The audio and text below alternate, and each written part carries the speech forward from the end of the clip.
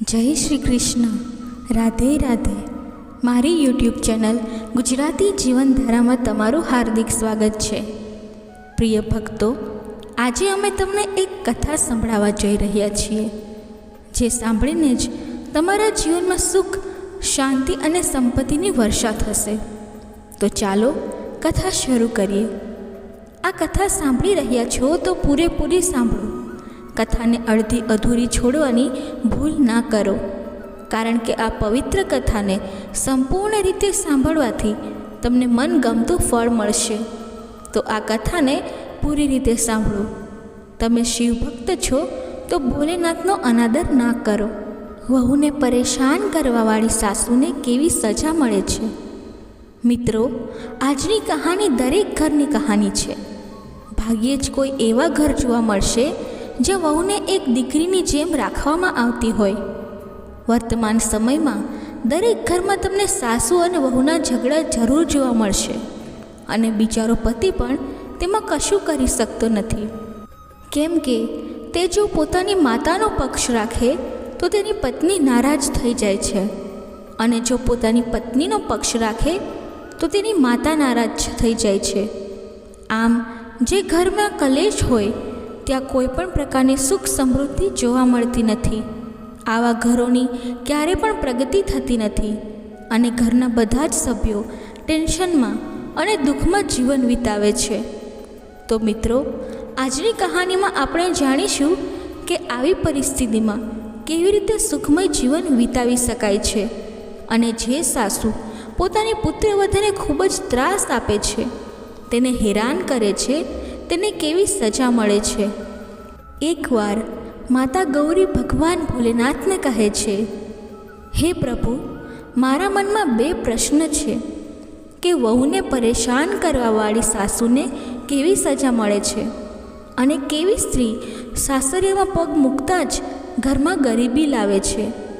ત્યારે ભગવાન ભોલેનાથજી કહે છે, હે દેવી, તમારા પ્રશ્નો ખૂબ જ મહત્ત્વપૂર્ણ છે, અને આ પ્રશ્નનો જવાબ આપવા માટે હું તમને એક કહાની સંભળાવું છું. તે તમે ધ્યાનથી સાંભળજો. ત્યારબાદ ભોલેનાથ કહે છે, એક ગામ હતું. એ ગામમાં એક વૃદ્ધ મહિલા રહેતી હતી. તે મહિલા ખૂબ જ દુષ્ટ હતી. તેને એક દીકરો અને તેની વહુ હતા. વહુ બિચારી ખૂબ જ સીધી સાદી સ્ત્રી હતી, અને દીકરો પણ માની દરેક વાત માનતો હતો.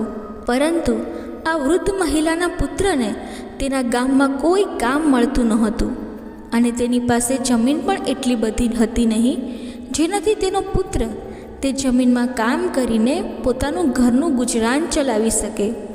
એટલે કામની તલાશમાં તે બીજા ગામમાં ગયો હતો. ત્યાં તેને એક સારું કામ મળી ગયું હતું, પરંતુ ત્યાંથી તેને રોજ ઘરે આવવા માટે સમય મળતો નહોતો. ત્યાં તેને વર્ષમાં 1 વાર રજા મળતી હતી, એટલે તે બીજા નગરમાં જઈને કામ કરતો હતો. પરંતુ તેને ત્યાં તેની પત્નીની ચિંતા થયા રાખતી. એટલા માટે જ્યારે આ વૃદ્ધાનો પુત્ર બીજા ગામમાં કામ માટે જતો હતો, ત્યારે તે હંમેશા તેની માને કહેતો હતો કે માં, મારી પત્નીનું સારી રીતે ધ્યાન રાખજે, કેમ કે હું રોજ અહીંયા નહીં આવી શકું. પુત્રની વાત સાંભળીને આ વૃદ્ધ માં કહેતી હતી કે હા પુત્ર, તું બિલકુલ ચિંતા ના કરતો. હું તારી પત્નીનું સારી રીતે ધ્યાન રાખીશ. તેને કોઈ પણ વાતનું કષ્ટ નહીં થવા દઉં. તું કોઈ પણ વાતની ચિંતા કર્યા વગર ત્યાં શાંતિથી કામ કરજે. તું તારી પત્નીની ચિંતા બિલકુલ ના કરતો. આજથી તેની બધી જ જવાબદારી મારી છે. ભગવાન ભોલેનાથ કહે છે, હે ગૌરી, આ રીતે વૃદ્ધ મહિલાએ તેના પુત્રને ખોટું વચન આપીને કામ કરવા માટે બીજા નગરમાં મોકલી દીધો. જ્યારે તેનો પુત્ર બીજા નગરમાં જતો હતો, ત્યારબાદ આ વૃદ્ધ મહિલા તેની પુત્રવધૂને ખૂબ જ પરેશાન કરવા લાગી. આવી રીતે ધીરે ધીરે સમય પસાર થવા લાગ્યો. હવે આ પુત્રવધુ તેની સાસુના કટુ વચન સાંભળીને પણ હંમેશા ચૂપ રહેતી હતી. હવે આ સાસુ તેની વહુને ખૂબ જ પરેશાન કરવા લાગી, અસહ્ય દુઃખ આપવા લાગી. પરંતુ વહુ ક્યારેય પણ તેની સાસુ સામે બોલતી નહીં અને ચૂપચાપ સહન કરતી રહી, કેમ કે આ પુત્રવધુ ખૂબ જ સંસ્કારી પરિવારમાંથી આવી હતી. તે પોતાની સાસુને તેમની મા સમજીને રહેતી હતી. આવી રીતે ધીરે ધીરે સમય વીતતો ગયો અને એક દિવસ આ વૃદ્ધાનો દીકરો રજા લઈને ઘરે આવ્યો. તે 2 દિવસ સુધી ઘરે રહ્યો, પરંતુ તેની પત્નીએ તેની સાસુની કોઈ પણ પ્રકારની ફરિયાદ ના કરી. આવી રીતે પુત્રની રજા પૂર્ણ થયા બાદ જ્યારે આ દીકરો બીજી વાર કામ માટે ઘરેથી નીકળ્યો, ત્યારે જતાં પહેલાં તેની માને કહેવા લાગ્યો, હે માતા, મારી પત્નીનું ધ્યાન રાખજે. આ ખૂબ જ સારી છે, તમને ખૂબ જ પ્રેમ કરે છે, કેમ કે હું રોજ અહીંયા નહીં આવી શકું. ત્યારે આ વૃદ્ધા કહેવા લાગી, દીકરા, તું ચિંતા ના કરતો, હું તારી પત્નીનું ખૂબ સારી રીતે ધ્યાન રાખીશ, કેમ કે આ તારી પત્ની નહીં પરંતુ મારી દીકરી જેવી પણ છે. આવી રીતે દીકરો ઘરેથી નીકળી ગયો. ત્યારબાદ ઘરમાં આ વૃદ્ધાનું જ રાજ ચાલતું હતું. એટલે દીકરાના ગયા બાદ આ વૃદ્ધા તેની પુત્રવધૂને ખૂબ જ પરેશાન કરવા લાગી. પોતે આખો દિવસ શાંતિથી બેસી રહેતી અને પુત્રવધુ પાસે કામ કરાવ્યા રાખતી. તેને રોજ સવારે વહેલી ઉઠાડીને ભોજન બનાવવાનું, વાસણ ધોવા, કપડાં ધોવા વગેરે તમામ કામ તેની પાસે કરાવતી. તેમજ જંગલમાં લાકડા કાપવા માટે પણ મોકલતી હતી. આખો દિવસ વહુ પાસે પરિશ્રમ કરાવતી હતી. તેને થોડો સમય પણ આરામ કરવા દેતી નહોતી અને આખો દિવસ કામ કરાવ્યા બાદ પણ તેને સારી રીતે ભોજન પણ આપતી નહોતી. ત્યારબાદ ભગવાન ભોલેનાથ કહે છે, હે દેવી, આ બિચારી વહુ આ બધા કષ્ટ સહન કરતી રહી, પરંતુ તેની સાસુ સામે ક્યારેય બોલી નહીં અને સાસુએ જે કામ સોંપ્યું હોય એ કામ કરવાની ક્યારેય ના પાડતી નહીં. તો પણ આ વૃદ્ધાને તેની વહુ પર ક્યારેય દયા ના આવી. તેને દિવસ રાત ત્રાસ આપતી રહી. તો પણ તેની વહુએ તેના પતિને ક્યારેય પણ આ વાતની ફરિયાદ કરી નહીં કે મારી સાસુ મને આટલી બધી પરેશાન કરે છે, કેમ કે એ એવું નહોતી ઈચ્છતી કે મારા લીધે ઘરમાં કોઈ કલેશ થાય અને તેનો પતિ જે બીજા નગરમાં કામ કરવા માટે ગયો છે તેને પણ ચિંતા થાય.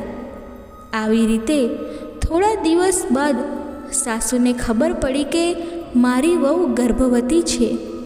એટલે તે એકદમથી ચોંકી ગઈ અને વિચારવા લાગી કે કમાવાવાળો મારો દીકરો એકલો છે અને કદાચ ઘરમાં એક બાળક આવી જશે તો ખાવાવાળું એક સભ્ય વધી જશે અને બાળકના જન્મ બાદ બાળકનું ધ્યાન રાખવું પડશે, એટલે વહુ ઘરનું કામ નહીં કરે.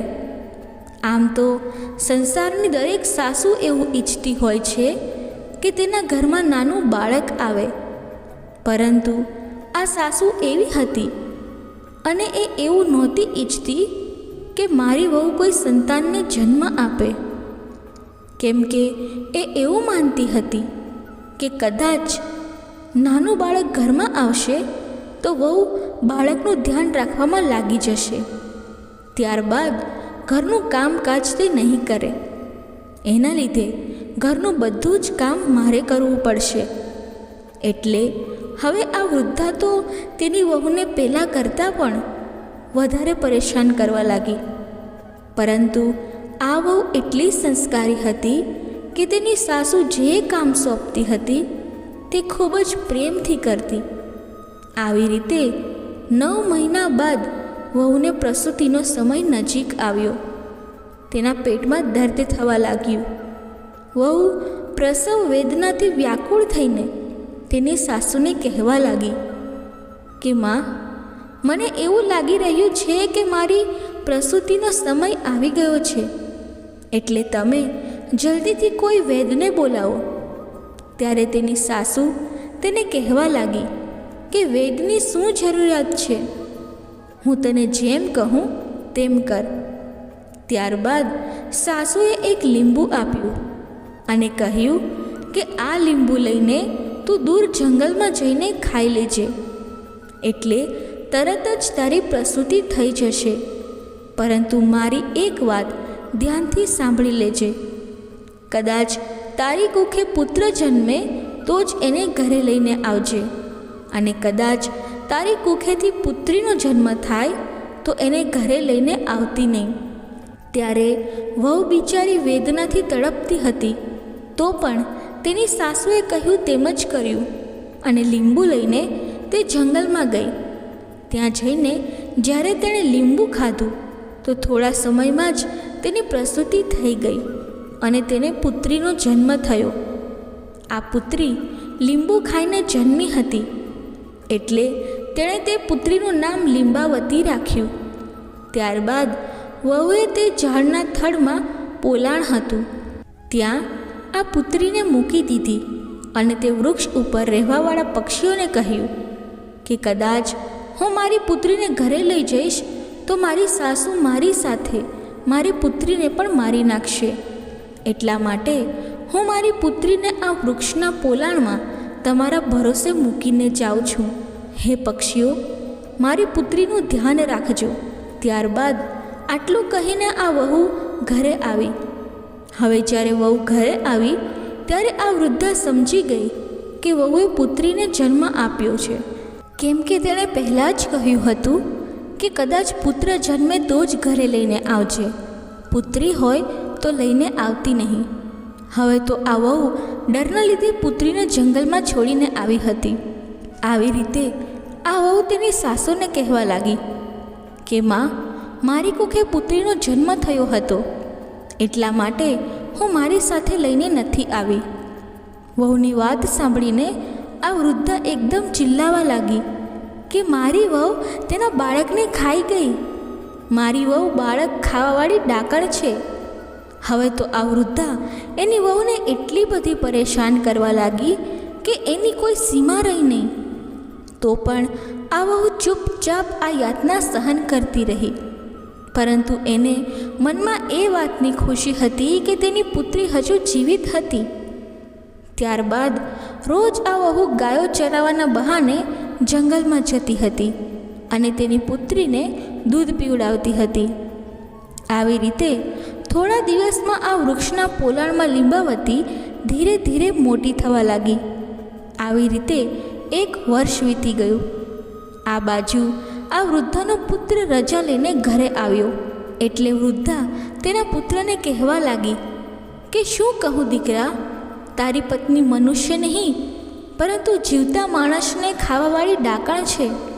તેણે એક પુત્રીને જન્મ આપ્યો હતો, પરંતુ તારી પત્નીએ તેને મારી નાખી. પરંતુ દીકરો એની માના સ્વભાવથી સારી રીતે પરિચિત હતો. તે સમજી ગયો કે આમાં મારી માની જરૂર કોઈ ચાલ હશે. ત્યારબાદ તેણે તેની પત્નીને આ પુત્રી વિશે કંઈ પણ પૂછ્યું નહીં. હવે થોડા દિવસ બાદ આ દીકરો ફરીથી કામ કરવા માટે બીજા નગરમાં જતો રહ્યો. હવે વૃદ્ધાની વાત ઉપર તેના પુત્રએ પણ ધ્યાન ન આપ્યું, એટલે તે વધારે ક્રોધિત થઈ અને જોર જોરથી ચિલ્લાવા લાગી અને ગામના લોકોને કહેવા લાગી કે મારી વહુએ પોતાની જ પુત્રીને ખાધી છે. આ તો ડાકણ છે, ડાકણ, જે પોતાના જ બાળકોને ખાય છે. પરંતુ વહુએ પોતાની સાસુની વાતો પર ધ્યાન ન આપ્યું. આમ ને આમ થોડા મહિના વીતી ગયા. હવે તેમનો દીકરો પાછો ઘરે આવ્યો, એટલે આ વૃદ્ધ સાસુ પહેલાંની જેમ જ તેના દીકરાને વહુની ફરિયાદ કરવા લાગી અને દીકરાને કહેવા લાગી કે દીકરા, આ તારી પત્નીએ તારી પુત્રીને જન્મ આપીને મારી નાખી હતી, તો આનું ધ્યાન રાખજે, આ ડાકણ છે. ભગવાન ભોલેનાથ કહે છે, હે દેવી, આવી રીતે માની વાતો સાંભળીને તેનો પુત્ર ચૂપચાપ બેસી રહ્યો અને તેની માને કંઈ પણ કહ્યું નહીં. અને આ બાજુ તેની પત્નીને પણ આ બાબતે કંઈ પૂછ્યું નહીં. ફરી થોડા દિવસ ઘરે રહીને પાછો કામ પર જવા નીકળ્યો. હવે આ વૃદ્ધા નગરમાં ઘરે ઘરે જઈને કહેવા લાગી કે મારા પુત્રની બહુ ડાકણ છે, તેણે પોતાની જ દીકરીને ખાઈ દીધી છે.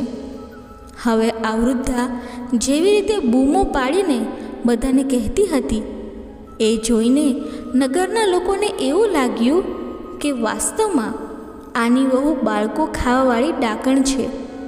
એટલે ગામના લોકો ડરના માર્યા પોતપોતાના બાળકોને ઘરમાં બંધ કરીને રાખવા લાગ્યા. હવે આવી રીતે ધીરે ધીરે આ વાત ચારે બાજુ ફેલાઈ ગઈ અને આ વૃદ્ધાનો દીકરો જે નગરમાં કામ કરતો હતો ત્યાં પણ તેને આ વાત સાંભળવા મળી. હવે આ વૃદ્ધાનો દીકરો આ વાત સાંભળીને ખૂબ પરેશાન થવા લાગ્યો. એટલે તરત જ માલિક પાસેથી રજા લઈને પોતાના ગામમાં આવવા નીકળ્યો. ત્યારે જ આ રાજ્યના રાજાના કાન સુધી પણ આ ખબર પહોંચી ગઈ કે આ વૃદ્ધાની વહુ ડાકણ છે. ત્યારબાદ રાજાએ સૈનિકોને મોકલ્યા અને આ વૃદ્ધાને દરબારમાં બોલાવી અને તેને આ વાત વિશે પૂછવામાં આવ્યું. ત્યારે આ વૃદ્ધા રાજાને કહેવા લાગી કે શું કહું મહારાજ, મારી વહુ તો બાળકો ખાવાવાળી ડાકણ છે. તેણે મારી પોત્રીને જીવતી ખાઈ લીધી છે. હવે આ વૃદ્ધાની વાતો સાંભળીને રાજા ક્રોધિત થયા અને સૈનિકોને આદેશ આપ્યો કે નગરના ચોકમાં એક સૂળી લગાવો અને આ વૃદ્ધાની વહુ જ્યાં પણ હોય ત્યાંથી પકડીને દરબારમાં હાજર કરો અને તેને જેમ બને તેમ જલ્દીથી સૂળી પર ચડાવો. ત્યારબાદ ભગવાન ભોલેનાથ કહે છે, હે ગૌરી, આવી રીતે રાજાના સૈનિકોએ તરત જ આજ્ઞાનું પાલન કર્યું અને તરત જ શૂળી બનાવી અને આ વૃદ્ધાની વહુને પકડીને દરબારમાં લાવ્યા. ત્યારબાદ રાજાએ વહુને પૂછ્યું કે શું તારી સાસુ સત્ય બોલે છે? શું તે તારી પુત્રીને જીવતી ખાઈ લીધી છે? ત્યારે રાજાની વાત સાંભળીને આ વહુ ચૂપચાપ નીચું માથું રાખીને ઊભી રહી. હવે આ વહુને ચૂપચાપ ઊભી રહેલી જોઈને રાજાને વિશ્વાસ થયો કે આ વૃદ્ધાએ જે જણાવ્યું છે તે સત્ય છે અને આ સત્ય હોય તો આ વહુને ડાકણ જ કહેવાય. ત્યારબાદ રાજાએ આ વહુને શૂળી પર ચડાવવાનો આદેશ આપ્યો. ત્યારબાદ સૈનિકો આ વહુને લઈને ચોકમાં આવ્યા.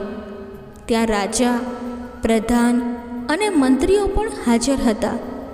હવે વહુને શૂળી પર ચડાવવાની તૈયારી થવા લાગી. આ બાજુ તેનો પતિ ઘરે પહોંચ્યો અને ઘરે જઈને જોયું તો ઘરમાં તેની મા અને પત્ની હાજર નહોતા. ઘરે તાળું લાગેલું હતું એટલે તે વધારે પરેશાન થવા લાગ્યો. ત્યારબાદ તેણે પાડોશીને પૂછ્યું એટલે પાડોશીએ જણાવ્યું કે તારી મા અને વહુને રાજાએ દરબારમાં બોલાવ્યા છે. ત્યારબાદ આ વૃદ્ધાનો દીકરો દોડતો દોડતો રાજાના દરબારમાં ગયો.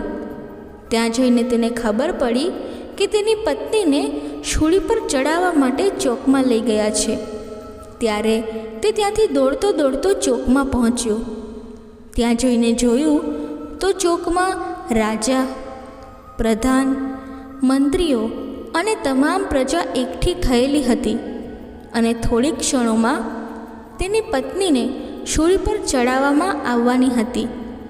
ત્યારે આ વૃદ્ધાનો દીકરો તરત જ રાજા પાસે ગયો અને હાથ જોડીને પ્રાર્થના કરવા લાગ્યો કે મહારાજ, દયા કરીને થોડી વાર માટે મારી પત્નીને શૂળીએ ચડાવવાનું રોકી દો. મને એકવાર મારી મા અને પત્નીને પૂછવા દો અને કદાચ મારી પત્ની અપરાધી હશે તો હું ખુદ કહીશ કે આને શૂળીએ ચડાવી દો.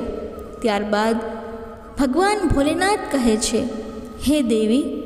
ત્યારે રાજાને થોડી દયા આવી અને રાજાએ થોડી વાર માટે તેની પત્નીને શૂળી પર ચડાવવાનું રોકી દીધું. ત્યારબાદ આ વૃદ્ધનો દીકરો એની માને પૂછવા લાગ્યો, હે માં, ભગવાનનો ડર રાખીને મને જણાવો કે સત્ય વાત શું છે. ત્યારે આ વૃદ્ધા તેના દીકરાને પણ જુઠ્ઠું કહેવા લાગી અને તેણે કહ્યું, હા દીકરા, તારી પત્ની ડાકણ છે અને તારી પત્નીએ જ તારી દીકરીને ખાઈ લીધી છે. પરંતુ આ વૃદ્ધાના દીકરાને તેની મા પર વિશ્વાસ ન આવ્યો, કેમ કે એ જાણતો હતો કે તેની પત્ની ખૂબ જ સંસ્કારી છે. તે ક્યારેય જુઠ્ઠું બોલતી નથી. તે હંમેશા મારી માની સેવા કરતી રહી છે અને બાળક માટે દિવસ રાત તડપતી હતી. આવી માં પોતાના બાળકને ખાઈને ડાકણ કેવી રીતે બની શકે? આવું વિચારીને આ વૃદ્ધાનો દીકરો તેની પત્નીને પૂછવા લાગ્યો કે તું મને સત્ય જણાવ, મારી સાથે જૂઠું ના બોલતી. ત્યારે તેની પત્નીએ શરૂથી લઈને અંત સુધી બધી જ સત્ય વાત જણાવી. પરંતુ ત્યાં હાજર રહેલા કોઈ પણ લોકો આ વહુની વાતને સત્ય માનવા તૈયાર ન હતા. એટલે તે કહેવા લાગી કે સત્ય શું છે એ તમારી આંખોથી જોઈ લો. ત્યારબાદ તે પોતાની પુત્રીને, જે વૃક્ષના પોલાણમાં મૂકીને પક્ષીઓને તેનું ધ્યાન રાખવાનું કહીને આવી હતી, ત્યાં લઈ ગઈ અને ત્યાંથી તેની પુત્રી જે હજુ જીવિત હતી તેને લઈને રાજા સામે આવી. ભગવાન ભોલેનાથ કહે છે, હે ગૌરી, જેવી રીતે આ વહુએ પોતાની પુત્રીને ગળે લગાવીને તમામ નગરજનો સામે આવી હતી, એ જોઈને રાજા તેમજ મંત્રીઓ ચકિત થઈ ગયા. હવે આ પુત્રીને જોઈને આ વૃદ્ધાના દીકરાને સત્ય વાત સમજાઈ ગઈ. આ બાજુ રાજા પણ સમજી ગયા. ત્યારબાદ રાજા ક્રોધિત થઈને આ વૃદ્ધાને પૂછવા લાગ્યા કે હવે તમે જણાવો કે સત્ય વાત શું છે. રાજાનો ક્રોધ જોઈને આ વૃદ્ધા ડરવા લાગી, એટલે તેણે પણ સત્ય વાત જણાવવી જ પડી. ત્યારબાદ સત્ય જાણીને આ રાજાએ આ વૃદ્ધાને શૂળી પર ચડાવી દીધી અને વહુને છોડવાનો આદેશ આપ્યો. હવે આ વહુના સંસ્કાર જોઈને રાજા ખૂબ જ પ્રસન્ન થયા. રાજા વૃદ્ધાના દીકરાને કહેવા લાગ્યા કે આજ પછી તારે બીજા નગરમાં કામ કરવા જવાની કોઈ જરૂર નથી. હું તને આપણા જ નગરમાં કામ આપીશ. તું તારી પત્ની અને બાળકીને લઈને સુખ શાંતિથી આપણા નગરમાં રહીને કામ કરી શકે છે. ત્યારબાદ ભગવાન ભોલેનાથ કહે છે, હે દેવી. ત્યારબાદ આ વૃદ્ધાનો દીકરો રાજાને હાથ જોડીને કહેવા લાગ્યો, હે મહારાજ, મને કામ આપીને તમે મારા પર ખૂબ જ મોટું અહેસાન કર્યું છે. ત્યારબાદ આ વૃદ્ધાનો દીકરો પોતાની પત્ની અને દીકરીને લઈને ઘરે આવ્યો. ભગવાન ભોલેનાથ કહે છે, હે દેવી, આ વહુ ખૂબ જ સંસ્કારી હતી, માતા લક્ષ્મીની ઉપાસક હતી. ત્યાર પછી તે પોતાના પતિ અને પુત્રી સાથે ઘરે પહોંચીને માતા લક્ષ્મીજીને યાદ કરીને રાત્રે સૂઈ ગઈ. હવે માતા લક્ષ્મીજી રાત્રે તેના સપનામાં આવ્યા અને કહેવા લાગ્યા કે પુત્રી, તે અત્યાર સુધી તારું જીવન ગરીબીમાં ગુજાર્યું છે, પરંતુ તું ચિંતા ના કર. આજે હું જણાવીશ કે તારા જીવનમાં ગરીબી શું કામ આવી. તારા સાસરે આવ્યા પહેલાં આ ઘર સુખ સમૃદ્ધિથી સંપૂર્ણ હતું, પરંતુ જ્યારે તે આ ઘરમાં તારા પગલાં પાડ્યા ત્યારથી જ આ ઘરમાં ગરીબી આવી છે. ભગવાન ભોલેનાથ કહે છે, હે દેવી. ત્યારબાદ માતા લક્ષ્મી આ વહુને કહેવા લાગ્યા કે પુત્રી, તું હંમેશા ધ્યાન રાખજે, જ્યારે પણ કોઈ દીકરી વિવાહ બાદ વહુ બનીને સાસરે જાય અને તેના પિયરમાંથી કદાચ આ 3 વસ્તુ સાથે લઈ જાય તો તેના ઘરમાં હંમેશા અશાંતિ રહે છે અને તેની અસર તેના દાંપત્ય જીવન પર પડે છે અને તેના લીધે ઘરમાં ભયંકર ગરીબી આવે છે. એટલા માટે દીકરીએ વિવાહ બાદ પોતાના પિયરમાંથી સાસરિયામાં આ 3 વસ્તુ ક્યારેય ન લઈ જવી જોઈએ. પહેલી વસ્તુ છે ચૂલો. વિવાહ બાદ રસોઈની રસમ થાય છે. એ રસમમાં દીકરી પિયરમાંથી આપેલા ચૂલાનો ઉપયોગ કરે છે, પરંતુ હંમેશા ધ્યાન રાખજે કે કદાચ કોઈ નવવિવાહિત પુત્રી પોતાના પિયરમાંથી ચૂલો લઈને સાસરિયામાં પ્રવેશ કરે છે તો એની સીધી અસર તેના ગૃહસ્થ જીવન પર પડે છે, જેના લીધે ભાગ્યની દેવી નારાજ થાય છે અને ઘરમાં ગરીબી આવે છે. ભગવાન શિવ કહે છે, હે ગૌરી, હવે માતા લક્ષ્મી બીજી વાત જણાવે છે કે પુત્રી, બીજી વસ્તુ છે નમક. નમકનું કામ હોય છે કે વસ્તુઓને નમકીન કરવું. જે પુત્રીઓ વિવાહ બાદ પિયરમાંથી સાસરિયામાં પ્રવેશ કરે છે તો તેનો ધર્મ હોય છે કે સૌને સાથે લઈને ચાલવું. સાસરિયામાં દરેક વ્યક્તિનું માન સન્માન જાળવવું, તમામ લોકો સાથે સારી રીતે ભળી જવું. આવા સમયે કદાચ નવવિવાહિત પુત્રી પિયરમાંથી નમક લઈને આવે છે તો તેમની સાથે જોડાયેલા દરેક સંબંધોમાં ખારાશ આવે છે. એટલા માટે હંમેશા આ વાતનું ધ્યાન રાખવું જોઈએ કે પિયરમાંથી ક્યારેય સાસરિયામાં નમક લઈને ના આવવું. હવે માતા લક્ષ્મીજી ત્રીજી વસ્તુ જણાવવા લાગ્યા. પુત્રી, ત્રીજી વસ્તુ છે અથાણું. ઘણી વખત માતા પિતા પોતાની પ્રિય પુત્રીને તેનું મનપસંદ અથાણું બનાવીને મોકલે છે, પરંતુ એક વાતનું ધ્યાન રાખો, અથાણું ખાવામાં ખાટું હોય છે. એવી જ રીતે તે પતિ પત્નીના વચ્ચેના સંબંધમાં પણ ખટાશ પેદા કરે છે અને પરિવારમાં પણ ખટાશ પેદા કરે છે. એટલા માટે આ વાતનો ખ્યાલ રાખવો જોઈએ કે વિવાહ બાદ પિયરમાંથી ક્યારેય પણ અથાણા જેવી કોઈ વસ્તુ ન લાવવી જોઈએ. અને જ્યારે તારા વિવાહ થયા ત્યારે તારા માતા પિતાએ આ ત્રણેય વસ્તુ તને આપી હતી, જેના લીધે તારા ઘરમાં અત્યાર સુધી અશાંતિ બનેલી રહી અને તારા ઘરમાં ગરીબી આવી. તારાથી ભાગ્યની દેવી નારાજ થઈ, પરંતુ તારા સંસ્કાર ખૂબ જ સારા હતા. તે હંમેશા તારી સાસુની સેવા કરી. તારી સાસુએ તને ખૂબ જ પરેશાન કરી, તેથી તેના કર્મનું ફળ તારી સાસુને મળી ગયું. તારા સારા સંસ્કારોના લીધે હું તને આશીર્વાદ આપું છું કે આજ પછી ક્યારેય પણ તારા ઘરમાં ગરીબી રહેશે નહીં અને તમારા પતિ પત્નીનું જીવન ખૂબ જ સુખ સમૃદ્ધિથી ભરાઈ જશે. આટલી વાત કહીને માતા લક્ષ્મીજી અદૃશ્ય થઈ ગયા. આ બાજુ વહુની આંખ ખુલી. ત્યારબાદ આખી રાત આ વહુને ઊંઘ ન આવી. હવે જ્યારે સવાર થઈ એટલે રાજાના સિપાઈઓ તેના પતિને બોલાવવા આવ્યા અને કહેવા લાગ્યા કે ચાલો, તમને રાજાએ બોલાવ્યા છે. ત્યારબાદ તેનો પતિ રાજાના દરબારમાં પહોંચ્યો, કેમ કે માતા લક્ષ્મીજીની કૃપા થઈ ચૂકી હતી. એટલા માટે રાજાએ પોતાના આપેલા વચન અનુસાર તેના પતિને રાજાના મહેલમાં સારી નોકરી આપી. ત્યારબાદ ખૂબ જ ઈમાનદારીથી તેનો પતિ રાજાના દરબારમાં નોકરી કરવા લાગ્યો અને પોતાની પત્ની તેમજ પુત્રી સાથે સુખ શાંતિથી જીવન જીવવા લાગ્યો. હવે ભગવાન ભોલેનાથ કહે છે, હે ગૌરી, તમે તમારા પહેલા પ્રશ્નનો ઉત્તર સાંભળો. તમારો પહેલો પ્રશ્ન હતો કે વહુને પરેશાન કરવાવાળી સાસુને કેવી સજા મળે છે. તો સાંભળો, જે સાસુ પોતાની વહુને પરેશાન કરે છે, દરેક સમયે ઘરમાં કલેશ ઉત્પન્ન કરે છે, તો એવી સાસુને તેના કર્મોના આધારે મૃત્યુ બાદ યમરાજા શૂળી પર ચડાવે છે, જેવી રીતે આ વૃદ્ધાને શૂળી પર ચડાવવામાં આવી હતી. ત્યારબાદ તે કહે છે કે મને છોડી દો, હવે હું ક્યારેય પણ મારી વહુને પરેશાન નહીં કરું. પરંતુ તેને છોડવામાં નથી આવતી, તેને સજા ભોગવવી જ પડે છે.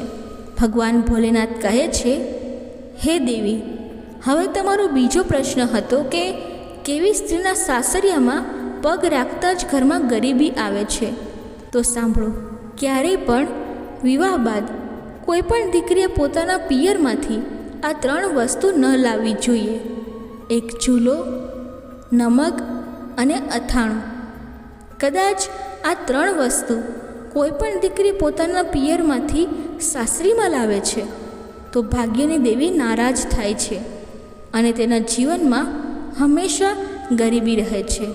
મિત્રો, જો તમને અમારી કથા પસંદ આવી હોય તો વિડીયોને લાઈક કરી ચેનલને સબસ્ક્રાઈબ જરૂરથી કરજો અને કમેન્ટમાં હર હર મહાદેવ લખવાનું ના ભૂલતા.